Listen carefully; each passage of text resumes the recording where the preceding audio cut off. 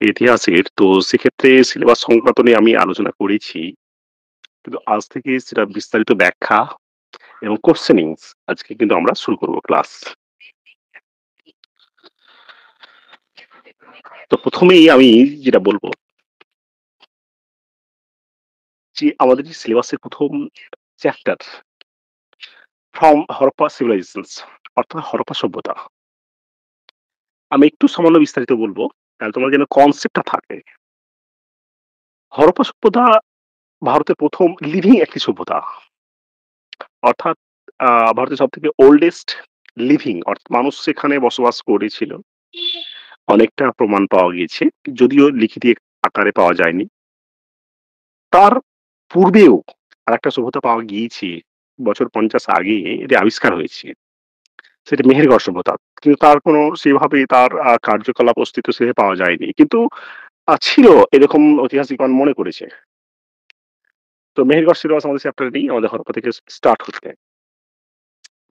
এখন প্রশ্ন হচ্ছে যে হরপ্পা সভ্যতার সময়কাল কখন? কোন সময়কাল থেকে এর উৎপত্তি? শেষ কখন হচ্ছে?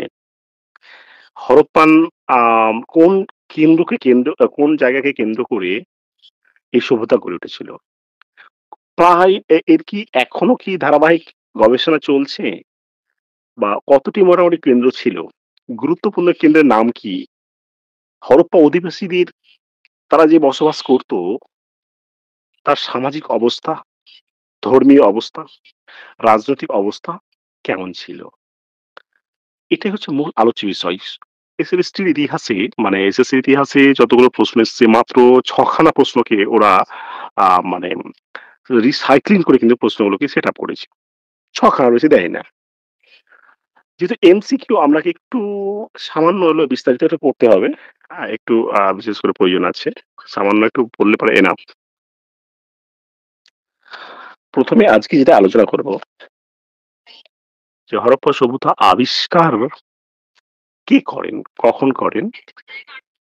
কোন সময় করেন? আমরা জানি যে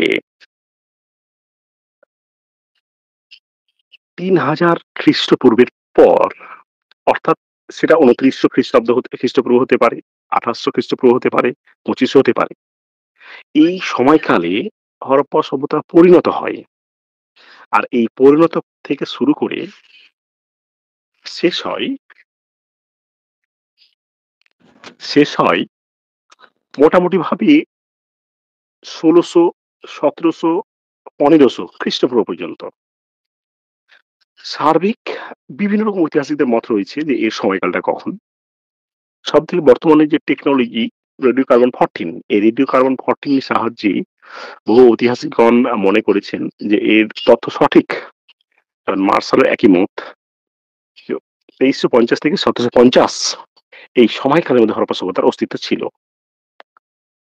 যুগ হিসেবে আমরা যদি দেখি তাহলে ইতিহাসের যুগটাকে ৩ ভাগে ভাগ করে। এর আগের দিন আলোচনা করেছিলাম।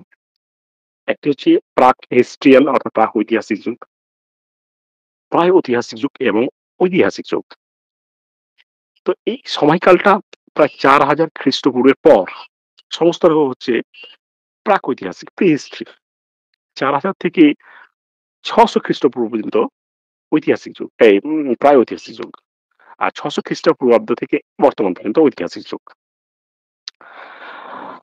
তাহলে প্রশ্ন হচ্ছে যে প্রাক-ঐতিহাসিকে আমরা দেখেছি তামার উদ্ভব হয়। এইজন্য একে তাম্রপ্রস্তর যুগ বলে। আর এই সময়কালে হরপ্পা সভ্যতা দেখা গিয়েছিল। এই সময়কালে ব্রোঞ্জের আবিষ্কার হয়। সেজন্য হরপ্পা সভ্যতা তাম্র ব্রোঞ্জের যুগ বলা যেতে পারে, তাম্র যুগ বলা যেতে পারে এবং আম যেভাবে বলো না কেন তাম্রপ্রস্তর যুগ বলা যেতে পারে, যেভাবে বলা যায়। এর আবিষ্কার ১ম এর একটা ঐতিহাসিক ঘটনা রয়েছে।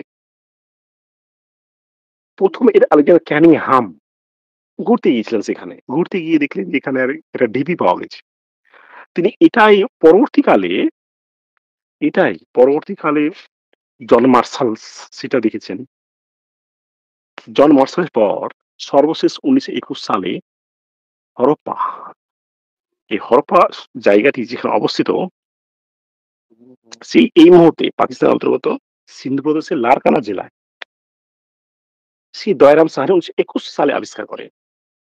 আর তার ঠিক পাশে বর্তমানে পাঞ্জাবে আমাদের মন্টগোমারি জেলায় ১৯২২ সালে মহেঞ্জোদারো আবিষ্কার করেন। এই মহেঞ্জোদারো আর হরপ্পাকে মূল কেন্দ্র করেই হরপ্পা সভ্যতা গড়ে উঠেছিল। এই সভ্যতাটি মূলত সিন্ধু নদের ২ তীরে অবস্থিত। সেজন্য এর অপর নাম সিন্ধু সভ্যতা।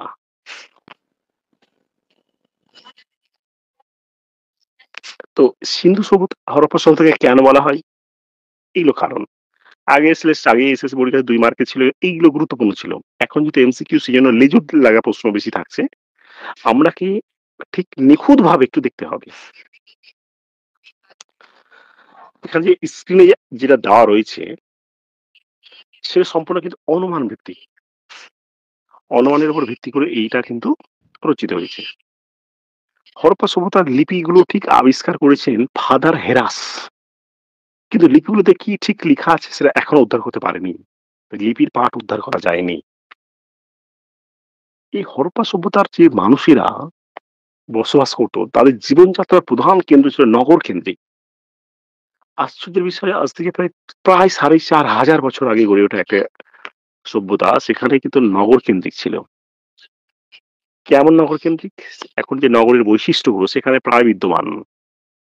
এটা অনেক করছেন তাই হরপ্পা সভ্যতা নগর কেন্দ্রিক সভ্যতা।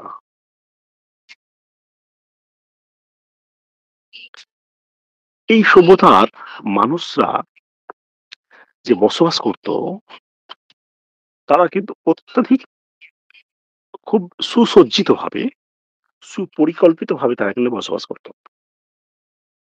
তারা সেই সময়কালে মাটির তৈরি ইট পোড়াতো। পুড়িয়ে তারা সুনির্দিষ্টভাবে বাড়ি করত। বাড়ির সামনেটা গলি থাকতো এবং চওড়া রাস্তা থাকতো।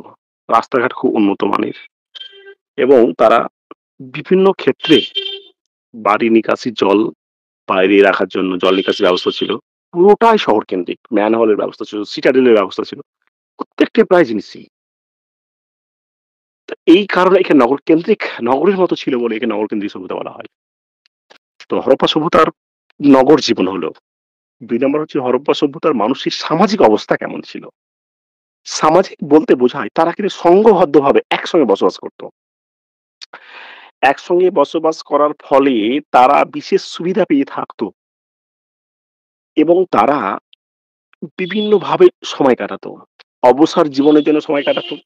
দাবা, তাস খেলা, কুস্তি, ষাঁড়ের লড়াই ইত্যাদি করে থাকতো এবং সমাজের যে আ তারা যে জীবন ধারণের জন্য যে পেশাগতভাবে তারা প্রাথমিকভাবে তারা কিন্তু কৃষিকাজ প্রধান কিন্তু তাদের কিন্তু জীবিকা ছিল কৃষিকাজ। কিন্তু তার সঙ্গে পশুপালনও করা হতো।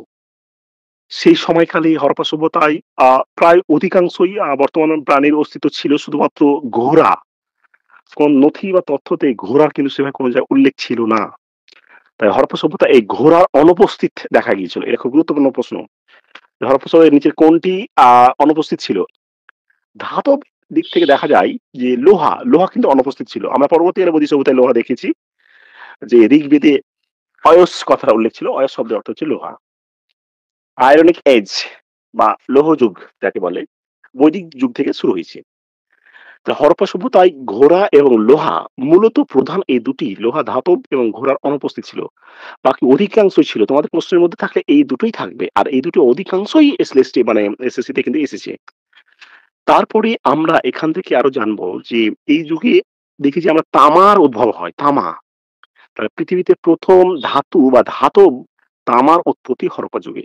তাহলে বিশ্বে ১ম ধাতবের নাম কি? ধাতুর নাম কি? তামা। তাহলে হরপ্পা সভ্যতা তাম্র ভঞ্জের যুগে, তাম্র প্রস্তর যুগে যেভাবে ব্যাখ্যা করো, ব্রোঞ্জ প্রস্তর যুগে যেভাবে ব্যাখ্যা করো না এই যুগের এই সভ্যতাটি। প্রায় ঐতিহাসিক যুগের এইটি হচ্ছে সভ্যতা। তো সমাজে এরা যে বসবাস করত কিন্তু তাদের মধ্যে কোনো নতুন কিছু শেখার ছিল না, অবকাশ ছিল না। শিখতো না তারা। রক্ষণশীল মানসিকতাভাবে ছিল। নিজের মতো জীবনযাপন করত, এইভাবে চলে যেত। তাহলে সামাজিক অবস্থায় সেভাবে কিছু নেই। আ পোশাক পরিচ্ছদে তারা মেয়েরা টু কাটস ও ঊর্ধ্বাংশ নিম্নাংশ পড়তো। বিভিন্ন ধরনের সোনার উপর অলংকারও পড়তো। আ এইভাবে তারা থাকতো, বসবাস করত। ছেলেদের কোনো ছিল না। তারপরে আমরা অর্থনৈতিক জীবনটা একটু গুরুত্বপূর্ণ এখানে কিন্তু। তো আমরা দেখেছি যে লোথাল নামক একটি জায়গা যেটি হরপ্পার একটা অন্যতম কেন্দ্র। বর্তমানে গুজরাটে অবস্থিত। সেখান থেকে হরপ্পার সঙ্গে আন্তর্জাতিক বা অন্তর্দেশীয় ব্যবসা-বাণিজ্য চলত। সুমেরু, মেসোপটেমিয়া বা সুমেরু অথবা মেসোপটেমিয়া কিংবা মিশরীয় সভ্যতার সঙ্গে।